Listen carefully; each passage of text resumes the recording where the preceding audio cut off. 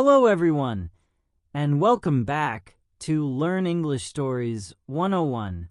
I'm your host, and today we have something very special for you. We have a guest with us.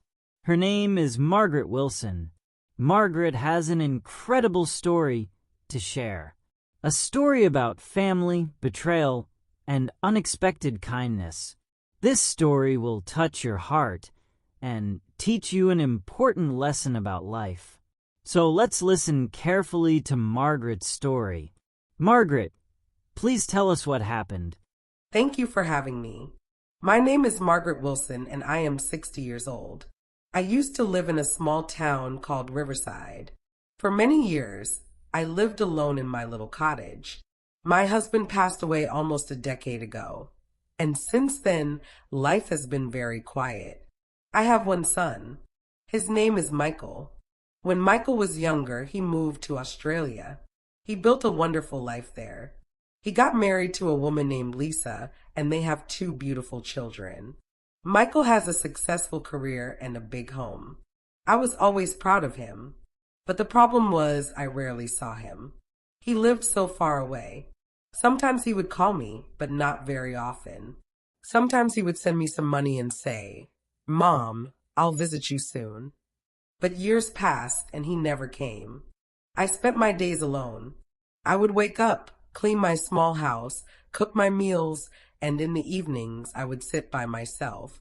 I had photographs of Michael from when he was young. I would look at those pictures every single day and think about him. Then one afternoon, something unexpected happened. I heard a knock at my door. When I opened it, I couldn't believe my eyes.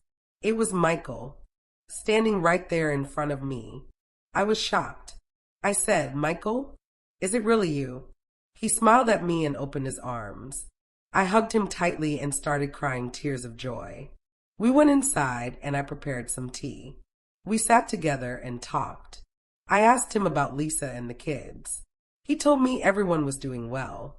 Then I asked why he had come after so many years. He said, "Mom, I've been thinking about you. You're living here all by yourself and I'm worried. You're getting older. I want you to come live with me in Australia. You'll have your own room. You'll see your grandchildren every day and we'll take care of you." I didn't know what to say. This house was my home. I was born here. I got married here. My late husband and I shared so many memories in this place. I told Michael, "But this is where I belong. I cannot just leave everything behind."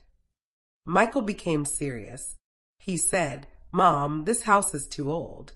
It's not safe for you anymore. In Australia, you'll have a better life. Lisa wants you to come too. Please think about it." That night, I could not sleep. I kept thinking about his offer. Part of me wanted to stay in my home, but another part of me wanted to be close to my son. He was my only family. The next day, Michael said something that surprised me. He said, "Mom, you should sell this house. You won't need it anymore because you'll be living with us. You can use the money for your new life in Australia." I looked at my son. He seemed sincere. I thought maybe he truly cared about me. So I agreed. I said yes. Within a few weeks, I sold my house. Michael took all the money from the sale. He said he would keep it safe for me. I packed my belongings into one small suitcase. Then we traveled to the airport together. I felt sad leaving my home, but I also felt happy because I believed I would finally be with my son. When we arrived at the airport, Michael said to me, "Mom, please wait here. The terminal is very large and you'll have difficulty walking. Let me go get a wheelchair for you. I'll be back in just a few minutes." I said okay and sat down on a bench. I waited for him. 5 minutes passed, then 10 minutes, then 20. Michael still hadn't returned. I started to feel nervous. I thought maybe there was a long queue for wheelchairs. I kept waiting. 30 minutes went by, then 45 minutes. My heart started beating faster. I kept looking around, searching for Michael's face in the crowd, but I couldn't see him anywhere. An hour passed. I was still sitting there alone. I told myself, no, Michael wouldn't leave me. He's my son. He loves me. Then a security officer noticed me. He walked over and asked, "Excuse me, ma'am, are you all right? Are you waiting for someone?" I said, "Yes, I'm waiting for my son. He went to get a wheelchair. We're flying to Australia together." The officer asked if I had a photo of my son. I showed him Michael's picture. I also showed him my boarding pass. The officer looked at it carefully and said, "Please wait here. Let me check something." He went away for some time. When he came back, his face looked very serious. He sat down beside me and spoke gently. He said, "Ma'am, I'm very sorry to tell you this. Your son has already boarded the plane. The flight has taken off. He left without you."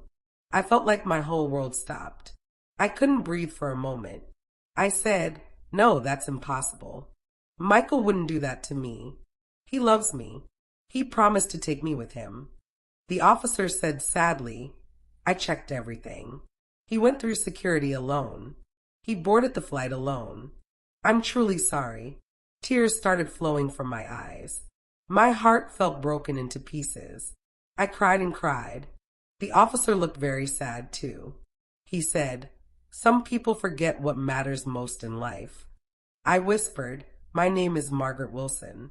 The officer said, "My name is James Carter. I work as a security officer here at the airport. When I look at you, you remind me of my own mother. She died a few years ago. I miss her every day." Then James said something kind. He said, "Please, you cannot stay here at the airport. Come with me. My wife Emma and I will take care of you. You can stay at our house." I said, "No, I cannot trouble you. You don't even know me." He smiled warmly and said, "You're not a trouble. You're a blessing.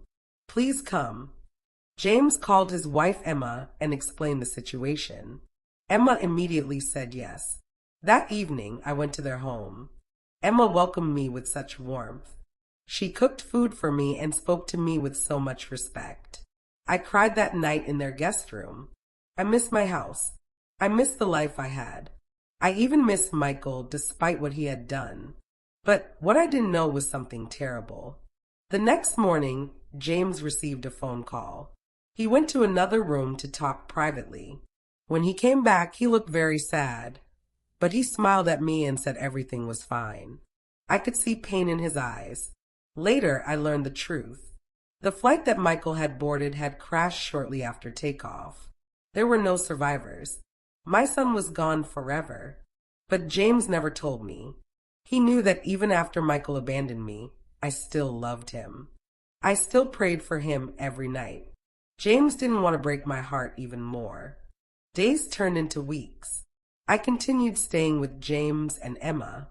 They treated me like their own mother. James took me to doctor's appointments. He bought my medicines. Emma cooked my favorite meals. Their children called me Grandma. Slowly, their house became my home.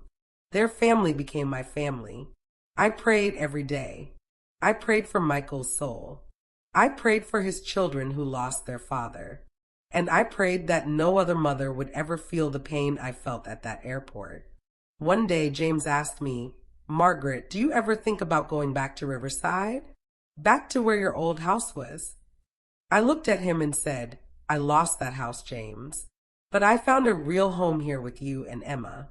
I lost a son who didn't value me, but I gained a son who truly cares. I feel grateful. Life took everything from me, but it also gave me something beautiful. It gave me a family that chose to love me." Thank you, Margaret, for sharing your story with us. That was truly powerful and deeply moving. Dear viewers, Margaret's story teaches us many important lessons. First, true family is not always about blood relations. Sometimes, strangers become our real family. James and Emma showed Margaret what real love looks like. Second, we should never take our parents for granted. They sacrifice everything for us. They deserve our love, our time, and our respect. And finally, even in our darkest moments, We should never lose hope. When Margaret lost everything, she found something even more precious. She found people with kind hearts. So I want to ask you a question. What would you do if you were in Margaret's situation? How would you react? Please share your thoughts in the comments below. If this story touched your heart, please like this video, share it with your friends and family, and subscribe to our channel for more inspiring stories. Remember, life may test us, but we must never lose hope. Thank you for watching. See you in the next video. Goodbye.